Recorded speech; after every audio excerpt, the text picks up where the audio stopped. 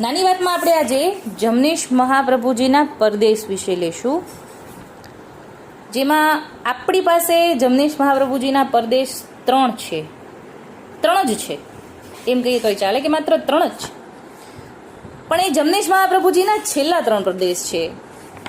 જમનેશ મહાપ્રભુજીને તો 1741મી સાલમાં ગાદીપતિ થયા છે, અને આપણી પાસે જે પરદેશ છે એ સંવત 77થી છે, એટલે કે સંવત 1777થી પરદેશ પેલો આપણાની અંદર આપેલો છે, એટલે કે આપણને પ્રાપ્ય માત્ર છેલ્લા ત્રણ પ્રદેશ જ છે.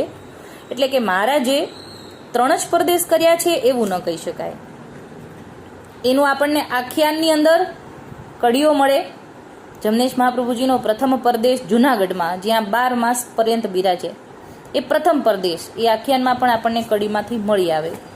તો એ આપણે સાલ સાથે જેટલું આપણને જમનેશ મહાપ્રભુજીના સ્વરૂપામૃતમાં, આખ્યાનમાં અને પરદેશમાંથી કડી મળે છે અને પુષ્ટિ સંહિતામાંથી, એ બધા પરદેશ આમાં લેશું. અને માંડવા છે એના સાલ સાથે છે એ લેશું. વચ્ચેનું આપણી પાસે છે નહીં, પણ જેટલા માંડવા છે એમાંથી આપણને મળે છે એટલું આપણે લેશું. એટલે આ વાત ઉપરથી આપણે છેલ્લે એ જાણકારી મળશે કે મહારાજે પરદેશ 3 કર્યા છે એવું નથી, ઘણા બધા કર્યા, પણ આપણી પાસે કાવ્યમાં માત્ર 3 જ છે. આપણી પાસે કાવ્યમાં 3 છે એટલે 3 જ કર્યા એવું ન કહી શકાય. ચલો, અત્યારે આપણે લેશું જમનેશ સ્વરૂપામૃત, મોટું લાલ સફેદ પુસ્તક છે, એમાંથી પાના નંબર 38 પર, કે જમનેશ મહાપ્રભુજી 1741ની સાલમાં ગાદીપતિ થયા, પછી જુનાગઢનો પ્રદેશ કર્યો. આ જે કડી છે પ્રથમ પ્રદેશની, એ આખ્યાનમાં પણ આપેલી છે. જમનેશ મહાપ્રભુજીનું બીજું આખ્યાન છે, એમાં છઠ્ઠી કડી છે કે પ્રથમ પરદેશ કર્યો ગઢવાલે, રસવસ કીધા દાસજી, શ્રી જમના લહેરી ગુણ સાગર, ઉજળ્યો પ્રેમ પ્રકાશજી, મથુરાદાસ વિનોદરાય, શ્યામલજી હરિદાસ હરિરાયજી, અનન્ય સેવક ગોપેન્દ્રજીના શ્રી મહારાજ સહાયજી. એટલે આ કડીમાંથી આપણે જાણીએ કે પ્રથમ પરદેશ તો આ છે, જુનાગઢમાં 41મી સાલમાં કર્યો, ત્યારે મહારાજ 15-16 વર્ષના છે, અને પછી ત્યાં આગળ 12 માસ પર્યંત બિરાજ્યા. એ આપણે નાની વાતમાં પહેલાં લઈ ચૂક્યા છે, પુષ્ટિ સંહિતામાંથી પ્રસંગ છે, ત્યારે મહારાજ ખૂબ નાના છે. હવે આપણે આગળના અનુસંધાન માટે 1747માં ચતુરાદશીનો મંડપ ચોકીમાં થયો હતો. જે આપણે ચોકીનો મંડપ છે, ઈ મંડપ 1747, ત્યારે મહારાજ સૌરાષ્ટ્રમાં જ બિરાજે છે, ત્યારે જ માંડવામાં પધારે ને. માંડવા ઘણા બધા કર્યા છે મહારાજે, તો એ બધા પરદેશમાં જ આપણે લઈ શકાય, કેમ કે ગોકુળથી મહારાજ પરદેશમાં પધારે અને માંડવામાં પધારે, અને પછી પાછા પણ પરદેશમાં પધારે. એટલે 1747 ચોકીનો મંડપ છે, એની સાલ 1747ની છે, એ લીલા 47ની સાલમાં થઈ. પછી વિરમગામમાં પણ 1747માં મહારાજ 21 વર્ષના છે, ત્યારે વિરમગામમાં પણ માંડવો થયો. ચોકીમાં પણ એ જ સાલમાં, વિરમગામમાં પણ એ જ સાલમાં થયો. પછી સુત્રેજનો માંડવો 1750માં થયો, એટલે ત્યારે મહારાજ પરદેશમાં જ છે. 1750, ત્યારે મહારાજ 24 વર્ષના છે. પછી માંગરોળનો માંડવો 1753માં થયો, એટલે માંગરોળમાં બિરાજે છે, ત્યારે પરદેશમાં જ હોવા જોઈએ. 1753માં થયો, ત્યારે મહારાજ 27 વર્ષના છે. પછી છાયા માંડવો થયો છે 1754માં, રાણા સરતાનજીએ કર્યું છે, ત્યારે મહારાજ 28 વર્ષના છે.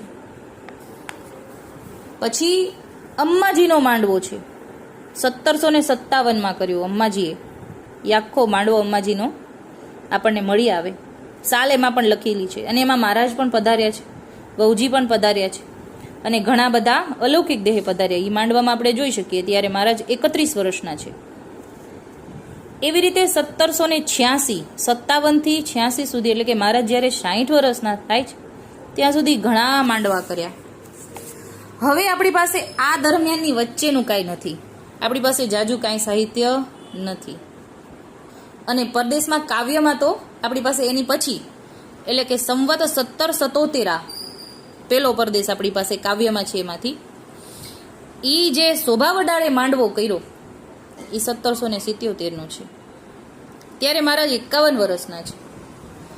ઓજતના જલ અતંગતા ગયા, એટલે કે ઓજતનું જળ પ્રવાહ થંભી ગયું. એ જે લીલા કરી સુખપાલમાં મહારાજ બિરાજે છે એનું આપણે થોડું અહીંયા અનુસંધાન લઈ લઈએ કે સુખપાલમાં બિરાજે છે, ક્યારેક અશ્વ સવારી પર બિરાજે છે, પુરુષ સ્વાંગ ધારણ કરેલો છે, સુરવાળ અચકરણ શિર પર પાગ વગેરે ધારણ કરેલા છે, રથમાં બિરાજતા, ક્યારેક ક્યારેક માર્ગ જેવા માર્ગ તેવો વાહન. અને ત્યારે ખૂબ વર્ષા ઋતુ છે અને ઓજત ખૂબ જોરે વહી રહ્યા છે. ત્યારે પ્રચંડ પૂર આવે છે. ત્યારે મહારાજ કહે છે, હરિદાસ જુઓ પ્રવાહ કેવો છે. આપ શ્રીને આજ્ઞા થતા હરિદાસ મહારાજને પ્રણામ કરીને ચાલે છે ને પાછા આવીને કહે છે, બહુ પ્રવાહ છે, પાર થાય એમ નથી. સેવકના મનની વિસામણ સમજી આપ શ્રી સુખપાલ નીચે ઉતર્યા ને ઓજત નદી તરફ પધાર્યા. ઓજતના જલને આપ શ્રીના ચરણનો સ્પર્શ થતા ઓજતનો પ્રચંડ પ્રવાહ સ્થિર થઈ ગયો. આ લીલા થઈ છે 1777, એટલે મહારાજ 51 વર્ષના છે. મહારાજે કેટલો પરિશ્રમ લીધો છે ને, આપણે એ માટે ખાસ કરીને આ પ્રસંગ લઈ રહ્યા છીએ. અને વચ્ચેનું આપણી પાસે છે નહીં, એ જે છે નહીં એ દરમિયાનમાં પણ 31 વર્ષથી 51 વર્ષ સુધીનું સાહિત્ય નથી આપણી પાસે. અત્યારે મહારાજ 51 વર્ષના છે. એની પછીનો પરદેશની કડીમાં સંવત 1779નો, ત્યારે મહારાજ 53 વર્ષના છે. ઈ પરદેશ ડુંગરપુર રાજનગર માટે પ્રયાણ કર્યું છે. પછી પોરબંદરનું વૈષ્ણવનું જૂથ સાથે છે, રાજનગર પધાર્યા છે.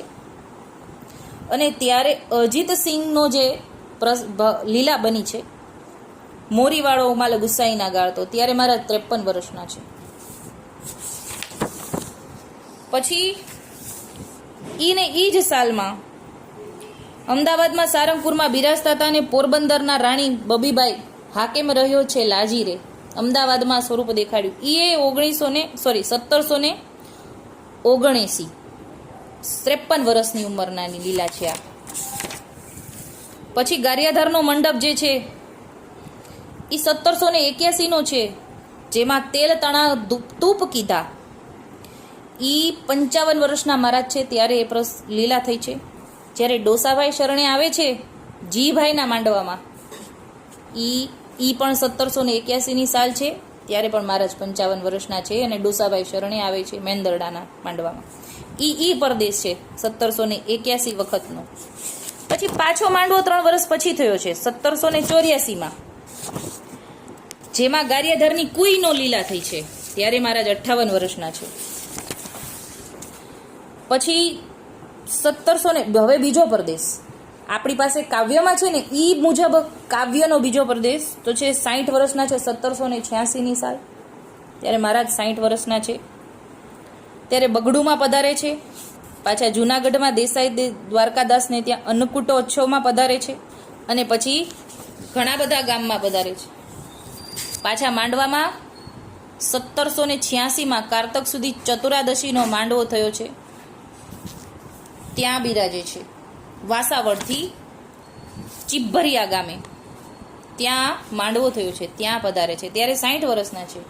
અને પછી છેલ્લો પરદેશ છે એ 1787નો છે, 61 વર્ષના છે મહારાજ. અને પછી છેલ્લે વિરમગામનો છેલ્લો પરદેશ કરીને નાથ દ્વારા પધારે છે. આ રીતે આપણે આ ટૂંકમાં લીધું. આખું આપણે તો જમને સ્વરૂપામૃતમાં આપેલું જ છે, પણ આપણી પાસે આપણને જો એમ થાય ને કે મહારાજે ખાલી 3 પ્રદેશ કર્યા, 3.5 પ્રદેશ કર્યા, ના, એ 3 પ્રદેશ તો 77 પછીના છે. એ પહેલાંનું તો બધું આપણી પાસે ગદ્ય પદ્યમાં વ્યવસ્થિત રીતે જો મળી આવે ને તો સારી રીતે આપણે સાંકળ કરી શકીએ. પણ આપણી પાસે અત્યારે આ જ રીતનું છે તો મહારાજના પ્રદેશ ઘણા બધા હોઈ શકે. અત્યારે આટલું જ બોલીને મારી નાની વાતને